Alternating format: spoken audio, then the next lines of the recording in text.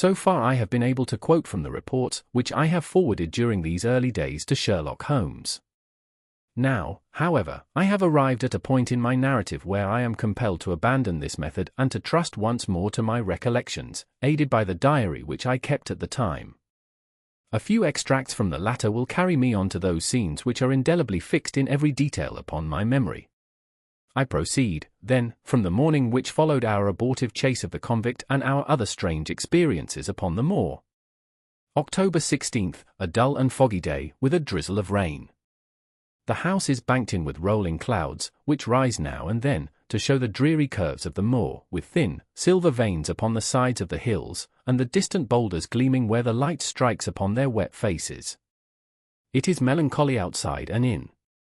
The baronet is in a black reaction after the excitements of the night. I am conscious myself of a weight at my heart and a feeling of impending danger, ever-present danger, which is the more terrible because I am unable to define it. And have I not cause for such a feeling? Consider the long sequence of incidents that have all pointed to some sinister influence at work around us. There is the death of the last occupant of the hall, so precisely fulfilling the conditions of the family legend. Then, there are the repeated reports from peasants of the appearance of a strange creature upon the moor. Twice, I have, with my own ears, heard the sound which resembled the distant baying of a hound. It is incredible. Impossible. That it should really be outside the ordinary laws of nature?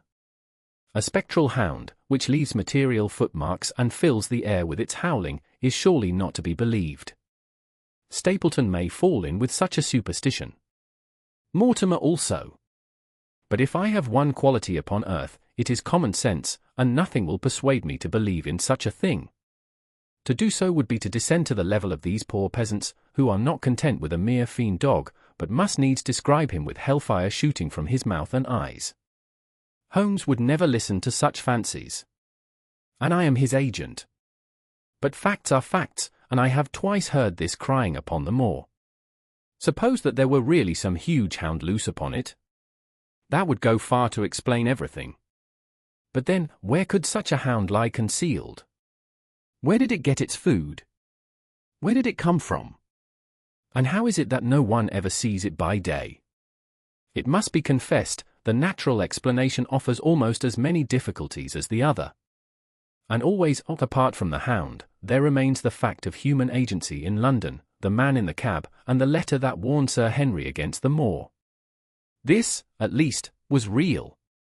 But it might have been the work of a protecting friend as easily as of an enemy. Where is that friend, or enemy, now? Has he remained in London? Or has he followed us down here? Could he? Could he be the stranger whom I saw upon the Tor? It is true that I have had only the one glance at him, and yet there are some things to which I am ready to swear.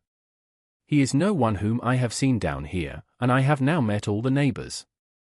The figure was far taller than that of Stapleton, far thinner than that of Frankland. Barrymore it might possibly have been, but we had left him behind us, and I am certain that he could not have followed us. A stranger, then, is still dogging us, just as a stranger dogged us in London. We have never shaken him off. If I could lay my hands upon that man, then at last we might find ourselves at the end of all our difficulties. To this one purpose, I must now devote all my energies. My first impulse was to tell Sir Henry all my plans. My second, and wisest one, is to play my own game and speak as little as possible to anyone. He is silent and distrait. His nerves have been strangely shaken by that sound upon the moor. I will say nothing to add to his anxieties, but I will take my own steps to attain my own end.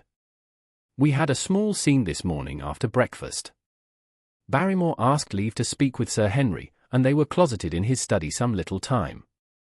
Sitting in the billiard-room, I more than once heard the sound of voices raised, and I had a pretty good idea what the point was which was under discussion. After a time, the baronet opened his door and called for me. Barrymore considers that he has a grievance, he said.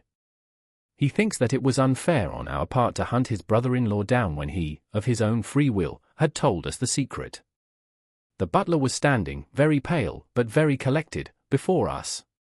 I may have spoken too warmly, sir, said he, and if I have, I am sure that I beg your pardon.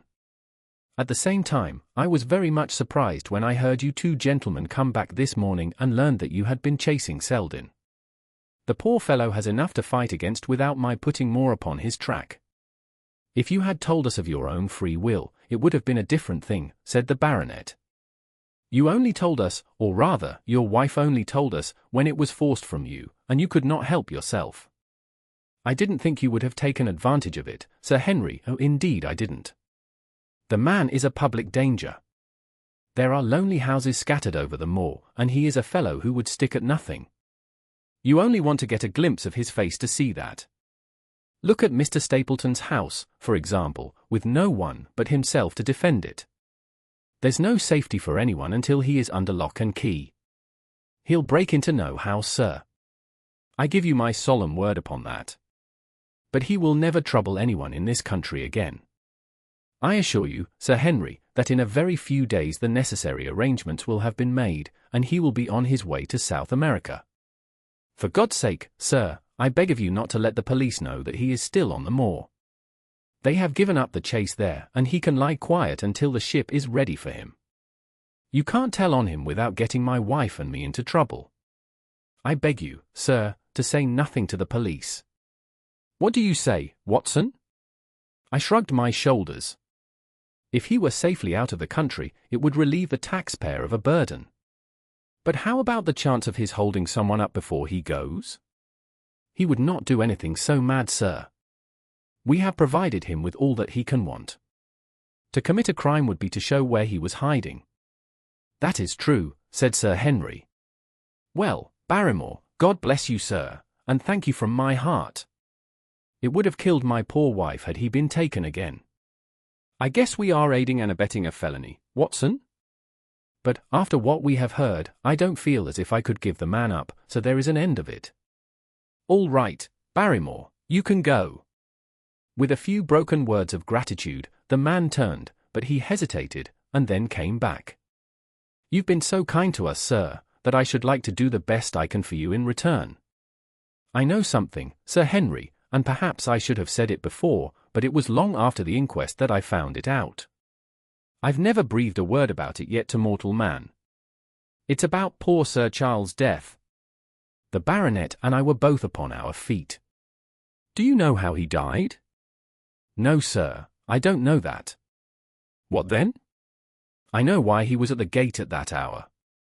It was to meet a woman." "To meet a woman?" "Eh?" "Yes, sir." "And the woman's name?" "I can't give you the name, sir, but I can give you the initials. Her initials were LL. How do you know this, Barrymore?" "Well, Sir Henry, your uncle had a letter that morning. He had usually a great many letters, for he was a public man, and well known for his kind heart, so that everyone who was in trouble was glad to turn to him. But that morning, as it chanced, there was only this one letter, so I took the more notice of it. It was from Coombe Tracy, and it was addressed in a woman's hand." "Well?" "Well, sir, I thought no more of the matter, and never would have done had it not been for my wife. Only a few weeks ago, she was cleaning out Sir Charles' study. It had never been touched since his death, and she found the ashes of a burned letter in the back of the grate. The greater part of it was charred to pieces, but one little slip, the end of a page, hung together, and the writing could still be read, though it was grey on a black ground. It seemed to us to be a postscript at the end of the letter, and it said, 'Please, please, as you are a gentleman, burn this letter, and be at the gate by 10 o'clock. Beneath it was signed the initials, LL. Have you got that slip?" "No, sir, it crumbled all to bits after we moved it." "Had Sir Charles received any other letters in the same writing?" "Well, sir, I took no particular notice of his letters. I should not have noticed this one, only it happened to come alone." "And you have no idea who LL is?" "No, sir." "No more than you have. But I expect if we could lay our hands upon that lady, we should know more about Sir Charles' death. I cannot understand, Barrymore, how you came to conceal this important information." "Well, sir, it was immediately after that our own trouble came to us. And then again, sir, we were both of us very fond of Sir Charles, as we well might be, considering all that he has done for us. To rake this up couldn't help our poor master, and it's well to go carefully when there's a lady in the case. Even the best of us, you thought it might injure his reputation?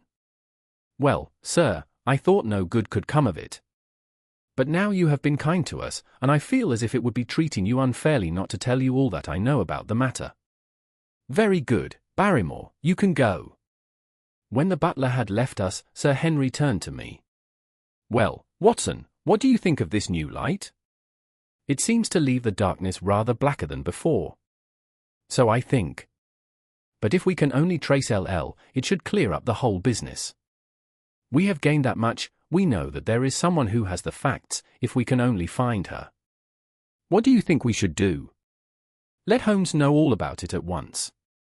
It will give him the clue for which he has been seeking. I am much mistaken if it does not bring him down. I went at once to my room and drew up my report of the morning's conversation for Holmes. It was evident to me that he had been very busy of late, for the notes which I had from Baker Street were few and short, with no comments upon the information which I had supplied and hardly any reference to my mission. No doubt, his blackmailing case is absorbing all his faculties. And yet, this new factor must surely arrest his attention and renew his interest. I wish that he were here. October 17th, all day today the rain poured down, rustling on the ivy and dripping from the eaves. I thought of the convict out upon the bleak, cold, shelterless moor. Poor devil! Whatever his crimes, he has suffered something to atone for them. And then, I thought of that other one, the face in the cab, the figure against the moon. Was he also out in that deluge, the unseen watcher, the man of darkness? In the evening, I put on my waterproof, and I walked far upon the sodden moor, full of dark imaginings, the rain beating upon my face and the wind whistling about my ears. God help those who wander into the great mire now, for even the firm uplands are becoming a morass. I found the black tor upon which I had seen the solitary watcher, and from its craggy summit I looked out myself across the melancholy downs. Rain squalls drifted across their russet face, and the heavy, slate-coloured clouds hung low over the landscape, trailing in grey wreaths down the sides of the fantastic hills. In the distant hollow on the left, half hidden by the mist, the two thin towers of Baskerville Hall rose above the trees. They were the only signs of human life which I could see, save only those prehistoric huts, which lay thickly upon the slopes of the hills. Nowhere was there any trace of that lonely man whom I had seen on the same spot 2 nights before. As I walked back, I was overtaken by Dr. Mortimer, driving in his dog-cart over a rough moorland track which led from the outlying farmhouse of Folmire. He has been very attentive to us, and hardly a day has passed that he has not called at the hall to see how we were getting on. He insisted upon my climbing into his dog-cart, and he gave me a lift homeward. I found him much troubled over the disappearance of his little spaniel. It had wandered on to the moor and had never come back. I gave him such consolation as I might, but I thought of the pony on the Grimpen mire, and I do not fancy that he will see his little dog again. By the way, Mortimer, said I, as we jolted along the rough road, I suppose there are few people living within driving distance of this whom you do not know? Hardly any, I think. Can you then tell me the name of any woman whose initials are LL? He thought for a few minutes. No, said he. There are a few gypsies and labouring folk for whom I can't answer, but among the farmers or gentry, there is no one whose initials are those. Wait a bit though, he added, after a pause. There is Laura Lyons, her initials are LL, but she lives in Coombe Tracey. Who is she? I asked. She is Franklin's daughter. What? Old Franklin the Crank? Exactly. She married an artist named Lyons, who came sketching on the moor. He proved to be a blackguard and deserted her. The fault, from what I hear, may not have been entirely on one side. Her father refused to have anything to do with her because she had married without his consent, and perhaps for 1 or 2 other reasons as well. So, between the old sinner and the young one, the girl has had a pretty bad time. How does she live? I fancy, old Franklin allows her a pittance, but it cannot be more, for his own affairs are considerably involved. Whatever she may have deserved, one could not allow her to go hopelessly to the bad. Her story got about, and several of the people here did something to enable her to earn an honest living. Stapleton did for one, and Sir Charles for another. I gave a trifle myself. It was to set her up in a typewriting business. He wanted to know the object of my inquiries, but I managed to satisfy his curiosity without telling him too much, for there is no reason why we should take anyone into our confidence. Tomorrow morning I shall find my way to Coombe Tracey, and if I can see this Mrs. Laura Lyons, of equivocal reputation, a long step will have been made towards clearing one incident in this chain of mysteries. I am certainly developing the wisdom of the serpent, for when Mortimer pressed his questions to an inconvenient extent, I asked him casually to what type Frankland's skull belonged, and so heard nothing but craniology for the rest of our drive. I have not lived for years with Sherlock Holmes for nothing. I have only one other incident to record upon this tempestuous and melancholy day. This was my conversation with Barrymore just now, which gives me one more strong card, which I can play in due time. Mortimer had stayed to dinner, and he and the baronet played écarté afterwards. The butler brought me my coffee into the library, and I took the chance to ask him a few questions. "Well," said I, "has this precious relation of yours departed, or is he still lurking out yonder?" "I don't know, sir. I hope to heaven that he has gone, for he has brought nothing but trouble here. I've not heard of him since I left out food for him last, and that was 3 days ago." "Did you see him then?" "No, sir, but the food was gone when next I went that way." "Then he was certainly there?" "So you would think, sir, unless it was the other man who took it." I sat with my coffee cup halfway to my lips and stared at Barrymore. "You know that there is another man, then?" "Yes, sir, there is another man upon the moor." "Have you seen him?" "No, sir." "How do you know of him, then?" "Selden told me of him, sir, a week ago or more. He's in hiding too, but he's not a convict, as far as I can make out. I don't like it, Dr. Watson, I tell you straight, sir, that I don't like it." He spoke with a sudden passion of earnestness. "Now, listen to me, Barrymore. I have no interest in this matter but that of your master. I have come here with no object except to help him. Tell me frankly what it is that you don't like." Barrymore hesitated for a moment, as if he regretted his outburst or found it difficult to express his own feelings in words. "It's all these goings-on, sir," he cried at last, waving his hand towards the rain-lashed window which faced the moor. "There's foul play somewhere, and there's black villainy brewing, to that I'll swear. Very glad I should be, sir, to see Sir Henry on his way back to London again. But what is it that alarms you? Look at Sir Charles' death. That was bad enough, for all that the coroner said. Look at the noises on the moor at night. There's not a man would cross it after sundown, if he was paid for it. Look at this stranger hiding out yonder, and watching and waiting. What's he waiting for? What does it mean? It means no good to anyone of the name of Baskerville, and very glad I shall be, to quit of it all on the day that Sir Henry's new servants are ready to take over the hall. But about this stranger," said I, "can you tell me anything about him? What did Selden say? Did he find out where he hid, or what he was doing? He saw him once or twice, but he is a deep one and gives nothing away. At first, he thought that he was the police, but soon he found that he had some lay of his own. A kind of gentleman he was, as far as he could see, but what he was doing he could not make out." "And where did he say that he lived?" "Among the old houses on the hillside, the stone huts where the old folk used to live." "But how about his food?" "Selden found out that he has got a lad who works for him and brings him all he needs. I dare say he goes to Coombe Tracey for what he wants." "Very good, Barrymore. We may talk further of this some other time." When the butler had gone, I walked over to the black window, and I looked through a blurred pane at the driving clouds and at the tossing outline of the windswept trees. It is a wild night indoors, and what must it be in a stone hut upon the moor? What passion of hatred can it be which leads a man to lurk in such a place, at such a time? And what deep and earnest purpose can he have which calls for such a trial? There, in that hut upon the moor, seems to lie the very centre of that problem, which has vexed me so sorely. I swear that another day shall not have passed, before I have done all that man can do to reach the heart of the mystery.